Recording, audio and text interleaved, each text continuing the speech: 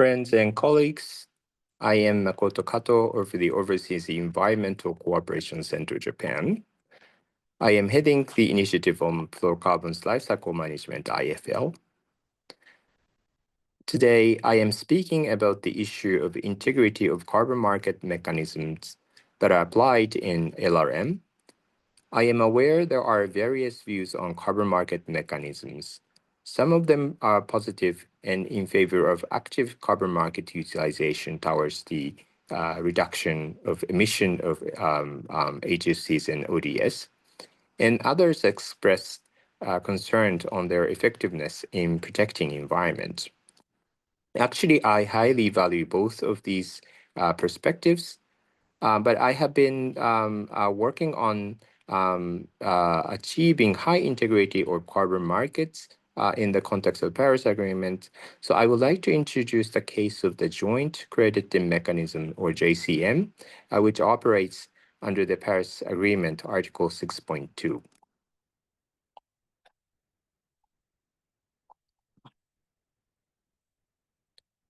All of us are already talking about how to cover the cost of LRM.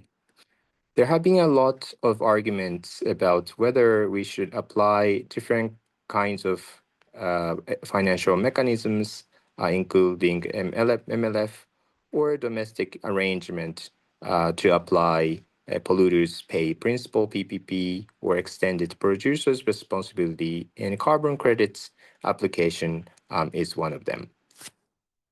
But before that, I would like to suggest we should look at this matter with a little higher resolution, including how and when costs incurred, and availability of and timeline of respective costs recovering arrangement.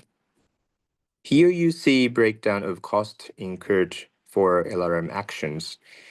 You have infrastructure development and purchase of equipment in advance. This is so-called capital investment cost, or CapEx, and also payment for services for recovery, cylinder management, destruction, and transport. They're so-called operational costs, or OPEX. To address these matters, there are many ways to set the framework for the payment.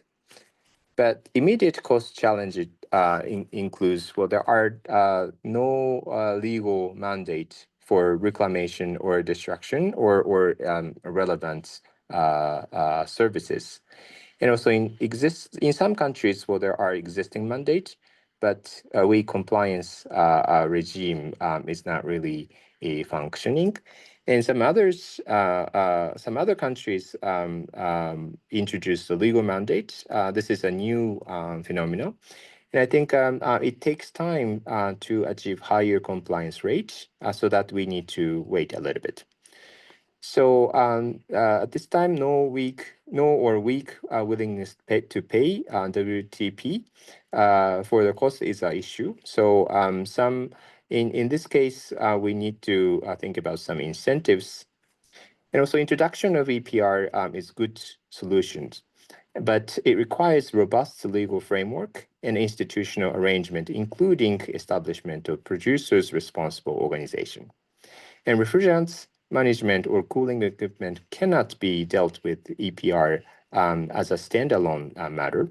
So it needs to be framed within the framework of the e-waste management, actually. So until introduction of EPR PRO system, it takes time. So there needs to be an incentive mechanism to bridge the gap for the time being, with a view to transition to the legal compliance mechanism in the future. So carbon market mechanism may be one of the options for the entry point, and that this can be in combination with other financial mechanisms.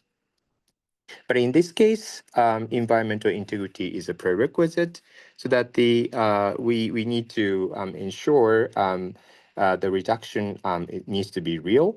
Reduction is real, and also there's no overestimation or double counting. So this is the integrity I would like to address. In case of the JCM, the conservativeness approach has been applied, and also we are also keen on contribution to net zero emission direction. So this needs to be net emissions decrease.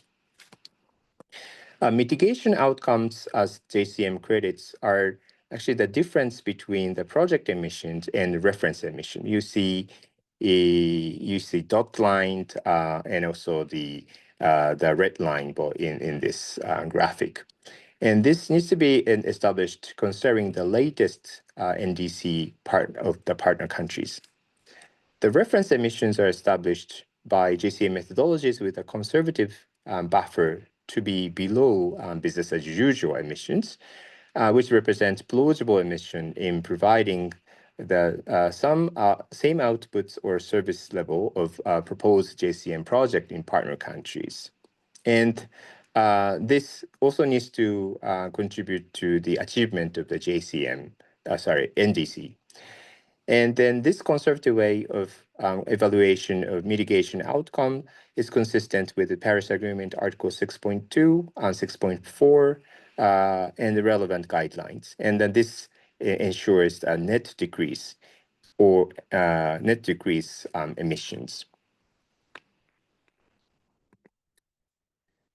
Also, contribution to NDC and sharing credits are always a hot topic.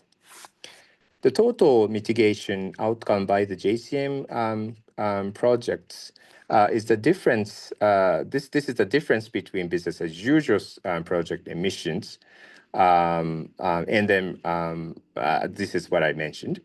But this consists of number one, mitigation outcomes that is not issued as JCM credits, and well, number two, mitigation outcome issued as JCM credits. These are acquired by partner countries and Japan. So all of them contributes to achieving their NDC. So that the credited part is actually the part of the entire emissions. So that the number one part, which is not issued as JCM credits, well, this is also the contribution to net emissions reductions. An allocation of total mitigation outcome for each government and participants will be consulted bilaterally, taking into consideration of their respective contribution to the JCM projects. So this is how the credits are counted. So that this is a very partial one, and then the rest is actually also used for the contribution to the implementation of NDC by a host or partner country government. So if you want to know more about the JCM, or if you want to know more about other mechanisms, please visit our website. This is a IFL website, so it provides many different kinds of topics and materials, including carbon market mechanism and others. Thank you very much for your attention.